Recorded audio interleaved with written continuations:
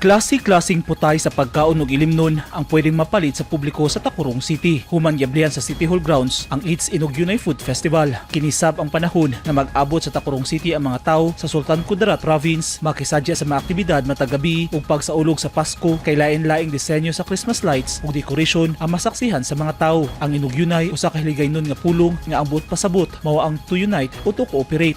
Subay sa report, 22 ka food establishments ang misalmot sa festival nga gipasundayag ang ilang lamian nga pagkaon.